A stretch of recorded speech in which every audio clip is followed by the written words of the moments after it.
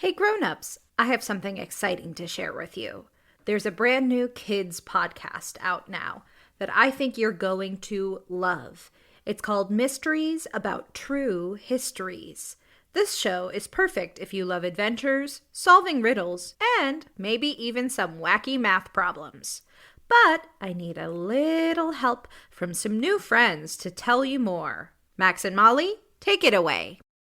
From the creators of Who Smarted, Starglow Media, comes a brand new podcast called Mysteries About True Histories.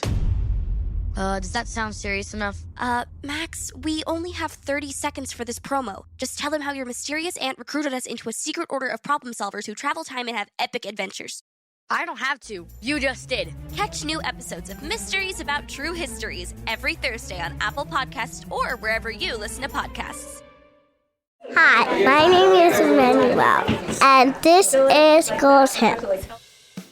Thank you, Emmanuel, for introducing us to the show. You did such a great job. Emmanuel joined us at the Girl Tales holiday party in December. Grownups, if you would like to stay up to date on future in-person events, you can follow us at Girl Tales on Instagram and TikTok, or follow my newsletter in our show notes.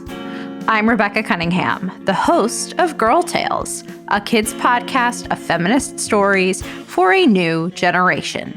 Before we get started, I'd like to send some very special shout-outs to Cecilia and Louie in Berkeley, California, and wish a very happy birthday to Florence in St. Albans, UK. Grown-ups, if you would like to hear your child's name at the top of our next tale, head to patreon.com/girltales and donate today. Now, on to our episode. This is La Bestia by Jasmine Romero. Enjoy!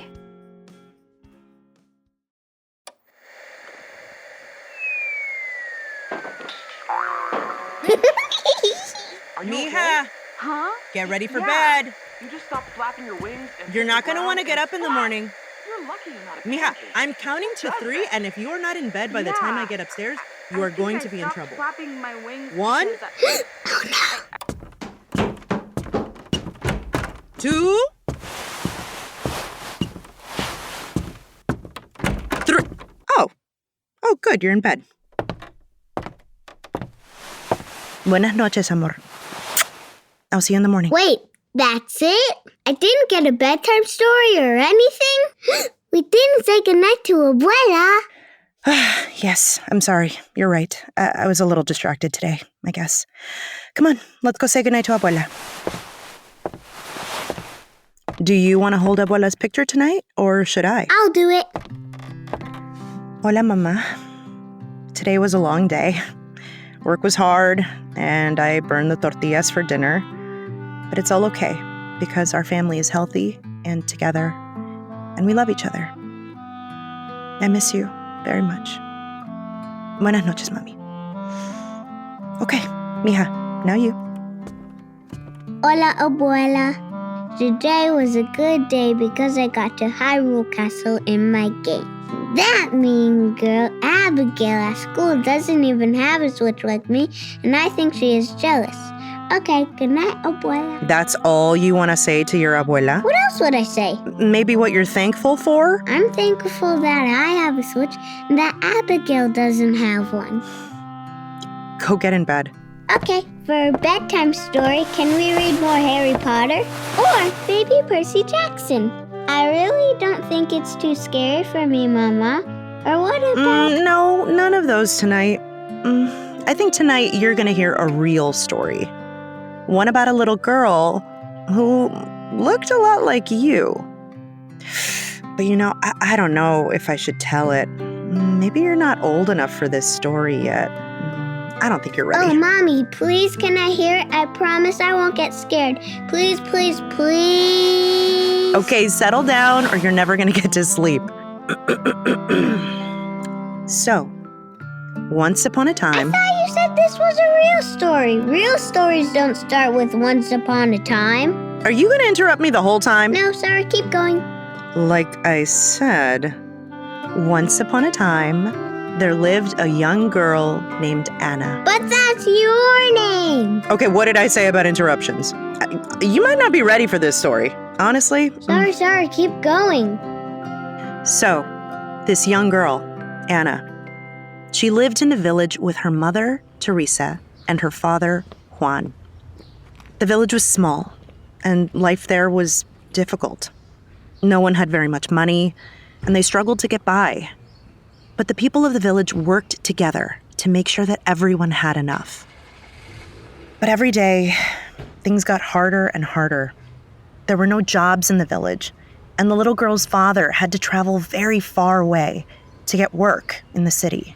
Every day, he would make the long journey, taking 2 buses and then walking on foot for miles to get to his job. The road was dangerous. There were robbers and bandits on the roads, and sometimes they would stop the man and take the little money that he had. No, but they need that money to eat. I know. It was awful. But the bandits were poor too. Everyone was struggling. The people, the bandits, everyone.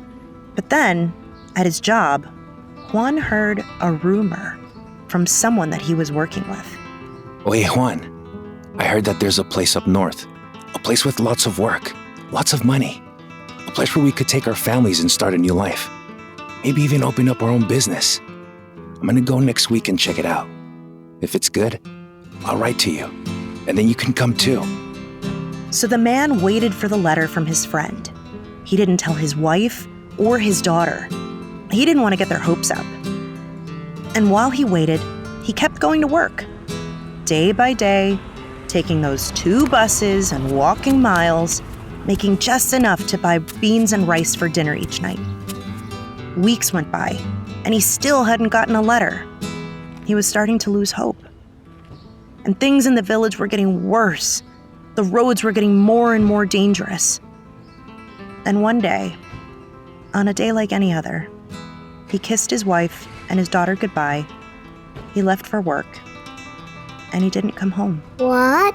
Why? What happened to him? No one knows. Anna and her mother waited and waited. But night came and went, and he didn't come home. The next day, Anna's mother went searching for him, and she found nothing. Anna's mother asked everyone they knew, everyone she could find, but no one knew what had happened to him. He had disappeared. In those days, lots of people disappeared. Like I said, it was getting more dangerous, and sometimes people just didn't come home. Anna's mother was very sad. She cried and cried. Anna tried to comfort her, but she was sad too. Oh, Mama, this story is so sad. Yes, it is. But that's how life is, mija. Not all stories have happy endings, especially ones from real life. But lucky for you, this one does have a happy ending. So, Anna and her mother tried to go on with their lives. And one day, in her grief and sadness, Anna's mother received an unexpected letter. Oye, Juan, how are you? How are things back home? I'm sorry it has taken me so long to write, but I've been busy up north. I got a job. It's not the fanciest job, but hey, I'm making enough money to take care of myself and even send some money back home to my family in the village. You should come. I think I can get you a job here, and your family can stay with me until you get a place of your own. But Juan, I have to warn you, the road here was really dangerous. I had to walk across the mountains and hike through the dense trees of the forest until I got to the home of a dangerous creature, an animal they call La Bestia. It's a giant dragon with the screech of an eagle that belches huge plumes of black smoke and travels on iron wings. Lots of people try to climb on La Bestia's back, but the dragon flies fast. And sometimes people would fall off. Some of them were crushed under its claws. The beast will fly from the edge of the forest to the edge of the desert. Once you reach the desert, you have to find the pack of coyotes. Yes, Coyotes. They're the only ones who know the way through the desert. Don't try to cross the desert on your own. The sun will get too hot, and you'll run out of water. The Coyotes know where to find the shade and where the secret water is hidden. But be careful. Not all Coyotes are to be trusted. Some of them are tricksters and will lead you to the desert just to steal your things. Many people go into the desert and never come out. But if you find the right one, the Coyotes will lead you to the big river. There, you'll have to find the shallowest part and wade across. And once you cross the big river, there will be one last test. A guard. A guard will ask you for the magic word. If you know it, they will let you in. And you'll be here. Like I said, hermano, it's a dangerous journey. Maybe you should come on your own, and then send for your wife and daughter once you have more money, and they can take a safer route. Anyway, I hope you're well, hermano. I miss the smell of the mountains and the taste of rice and beans. Here, everyone eats a sandwich called cheeseburgers. They are good, but not like rice and beans. I hope to see you soon. Ay, Mama, what are they going to do? What's going to happen? Are they going to make the journey? Mama, I'm worried for them. What if the dragon eats them? Or what if the coyotes trick them? Or what if they drown in the river? Plus, they don't even know the magic word. I think they should stay in the village. Oh, but the bandits could come and steal from them too. I don't know what to do. Yeah, it was a tough decision. Anna and her mother had lived in the village their whole lives. The village was home. Everyone they knew was there. But Anna's father was gone, and they needed to do something to survive. But it's dangerous to go. You're always telling me to look both ways when I cross the street and wear a sweater when it's cold and blah, blah, blah. This sounds way more dangerous than that. Sí, pero mija, you have to understand. Anna and her mother were in danger in the village too. The bandits were getting worse. There was no work, no money for food. It was an impossible decision. Anna's mother took the night to think about it. And the next day, she decided they would go north. That night, Anna and her mother picked up their things. They gathered what little money they had, and with tears in their eyes, they said goodbye to the people of the village. Okay. So first they have to talk to the coyotes. Not yet. They have to cross the forest to get to La Bestia, the Iron Dragon.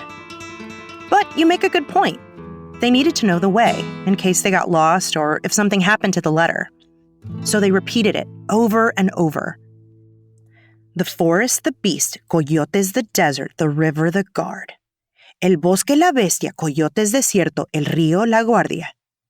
Anna's mother made her memorize it, just in case. That's a lot to remember. The forest, la bestia, coyotes, la la la. It's too much. Well, first things first. The forest.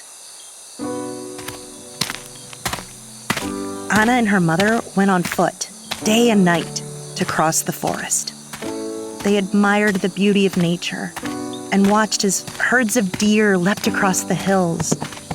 When bandits came, they hid, hoping that they would pass and not see them. They crossed for 3 days on foot and started to worry that they were heading in the wrong direction. But they came upon another town where other people like them, people on the journey north, were gathered. Anna's mother went to ask if they had heard of the beast, La Bestia. Why would you want to find La Bestia? Don't you know how dangerous it is? Well, if you really want to ride the beast, wait here until sunrise. The beast comes here very early. But see all these other people here? They are crazy, like you. They're all trying to ride La Bestia too. You'll be lucky if you get on at all. And he was right. Around them, there were people that were just like them. Men and women and children, all wrapped up in blankets, with their few belongings, huddled together near the nest of the giant beast, hoping to be lucky enough to get a ride north. Anna's mother held her close, and they cuddled together, sitting up right against a wall. Anna tried her best to stay awake. She wanted to see La Bestia land and make sure that they beat the crowd.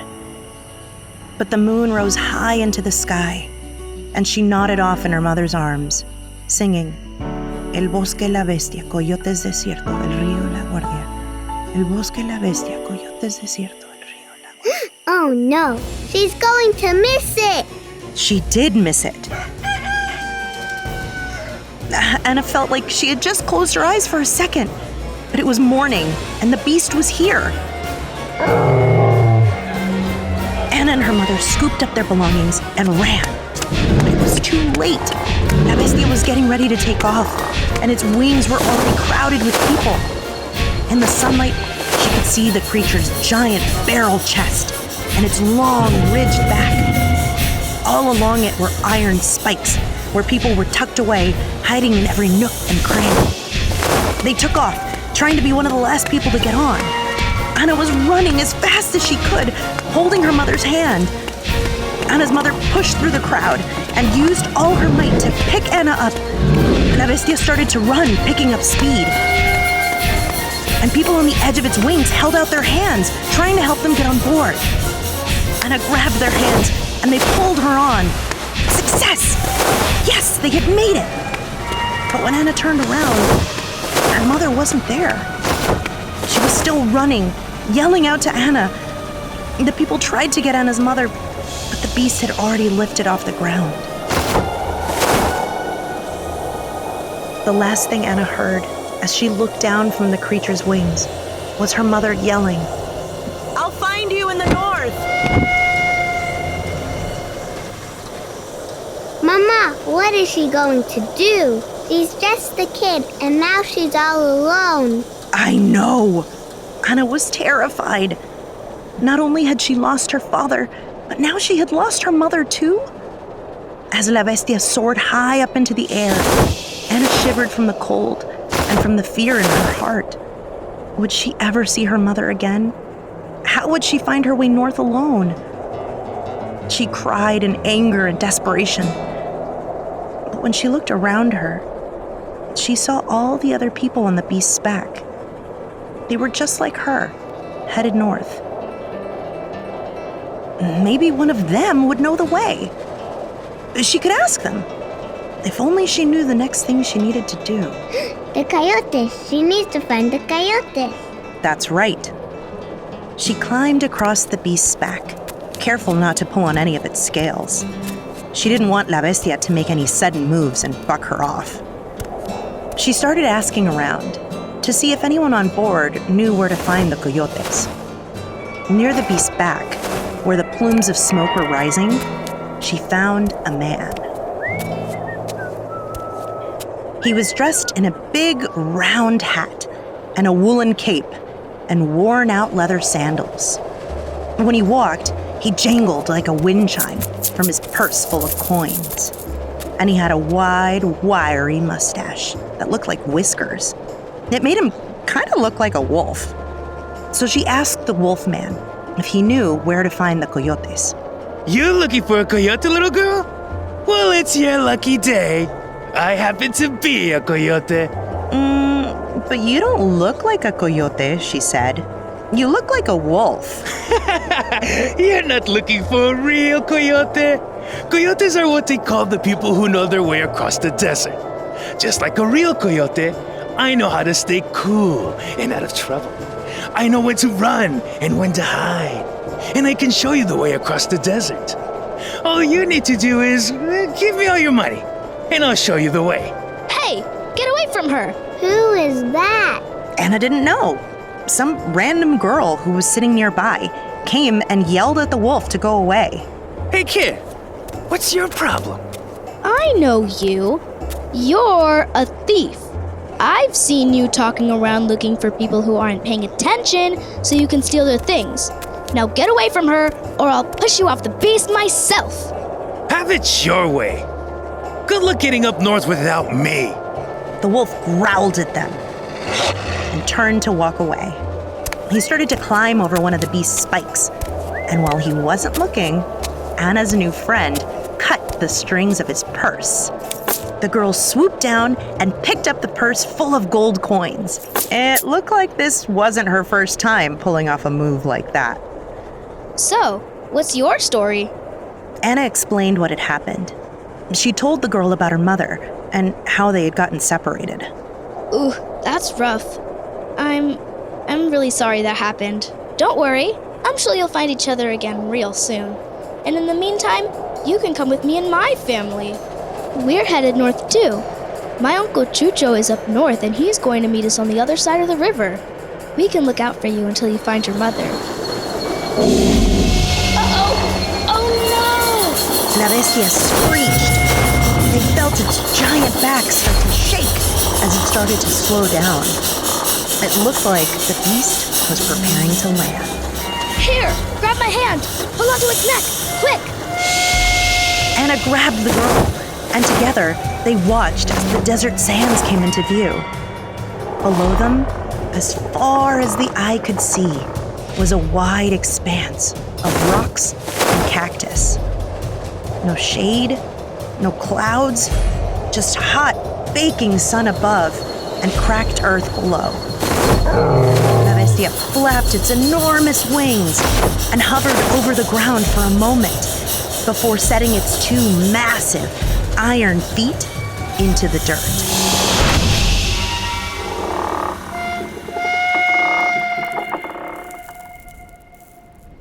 So now they need to find a good coyote, right, Mama? That's right.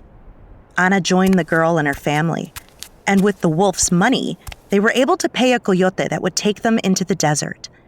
Anna was proud that she had made it this far, but she was also scared. What had happened to her mother? Would they ever see each other again? There was no way to know. All she could do was hope that they would find each other in the north. Anna, the girl, and her family joined with the other group of travelers. And when the moon was high, they took off into the night.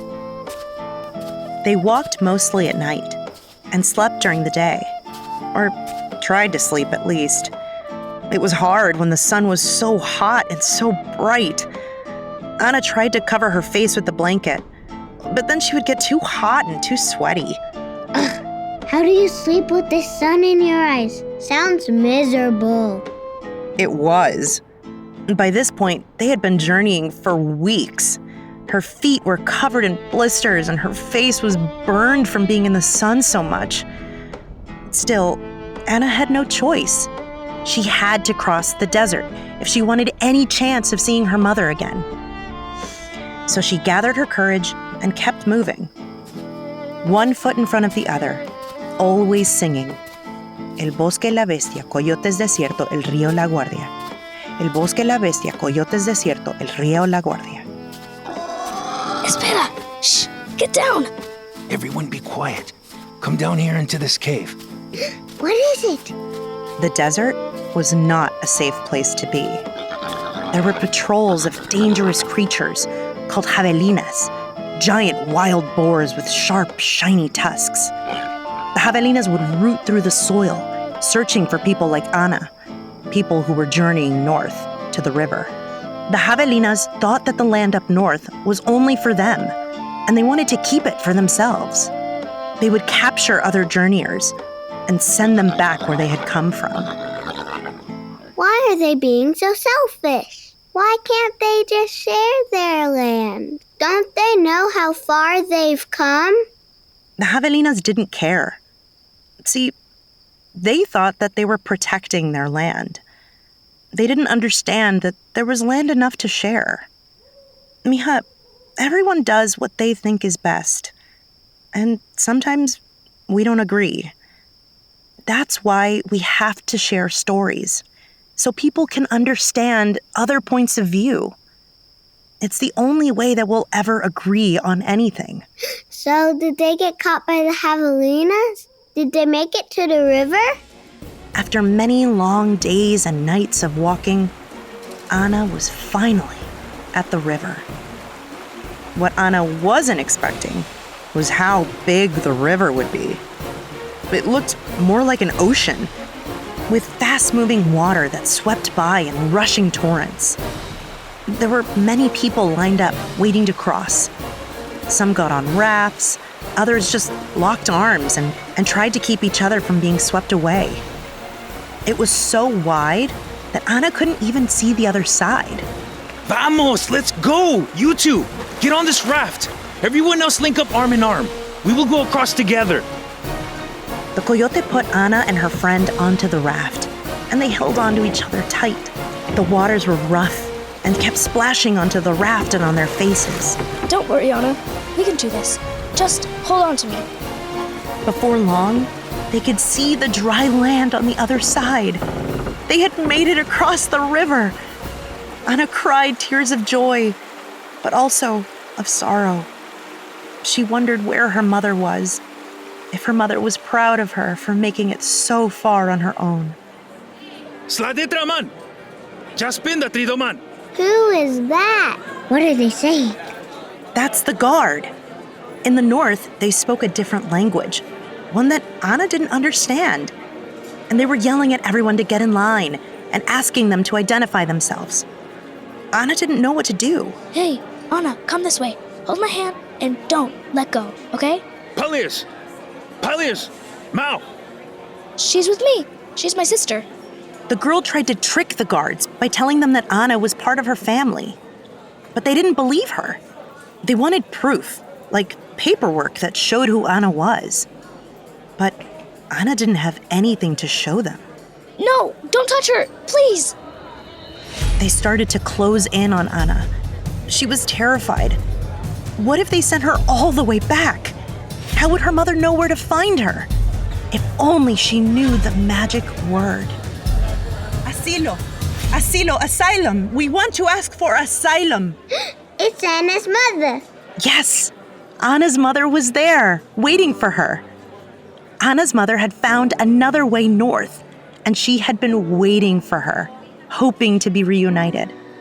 And she knew the magic word, asylum.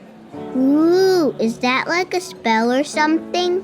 No, mija, asylum is an ancient word. It means that when people are in trouble, like in times of war, they can go and ask for help, and they'll be protected.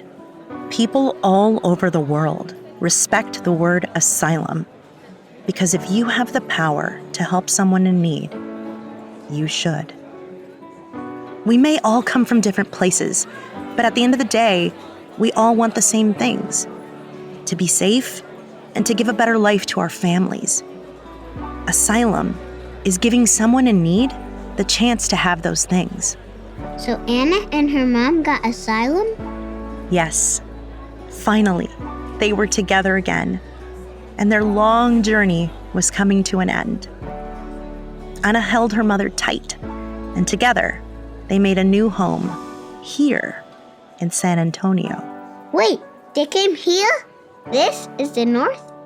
I thought it was gonna be like somewhere snowy, like Canada or like in Game of Thrones. Nope. This is El Norte, the north.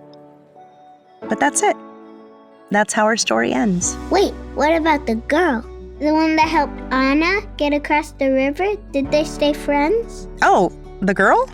Yeah, she and Ana became the best of friends. In fact, they were friends for the rest of their lives. They grew up together and started families of their own. And even their kids became friends. Yep, you're my friend forever now. I hope you like me, but if not, too bad. Yep, Anna, it's you and me now. One day, your kids are gonna call me Tia Soraya. Wait a minute, the girl in the story is Tia Soraya? It's your tia. So you are the Anna in the story? That was you? But then that means that her mama, your mama, was abuela. That's right. Your abuela was my mama, and we made the journey north together. That's how Tia Soraya and I met. And Abuelo Chucho is Soraya's uncle. He was here waiting for us in San Antonio. He helped me and Abuela get set up and find this house. And that's how we ended up living here and building a new community. Mama, I didn't know you and abuela got separated.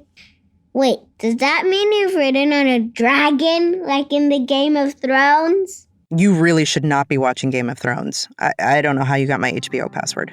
All right, little one, that's enough. Time for bed. Just remember, it doesn't matter what we have. What matters is that we're together. Mama, can I add something to my goodnight to Abuela? Alone? Ándale, mija, go ahead. I'll see you in the morning. Good night, amor. Good night, Mama. Hi, Abuela. It's me again. I didn't know that you and Mama had worked so hard to get here. And that Mama rode on a dragon and fought javelinas in the desert. And, well, you were there. I just wanted to say that I miss you, and I wish you were still here so you could tell me the story again. And that I'm very thankful because I know it wasn't easy coming all this way. But don't worry, Abuela, because I am going to keep Mama and Tia Soraya safe. I'll remember the way just like you said. El Bosque, la Bestia, Coyotes, Desierto, el Río, la Guardia. El Bosque, la Bestia, Coyotes, Desierto, el Río, la Guardia.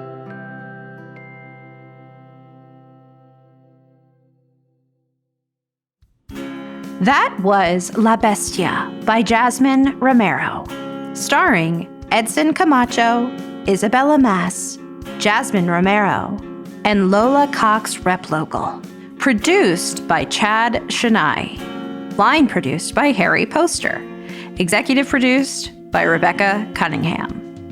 Don't forget to subscribe, rate, and review on Amazon Music or wherever you get your podcasts. Grownups, if you would like extra stories for your Tailblazers to listen to, like the original Alice's Adventures in Wonderland or The Wonderful Wizard of Oz, performed by me, well, there's only one place to get it. Head to patreon.com/girltales and join Team Dorothy or above. And Grownups, you can also find Girl Tales and Cordelia Studios on Instagram, TikTok, and Facebook. And hey, if you loved this story, share it with a friend. Oh, and remember, I believe in you.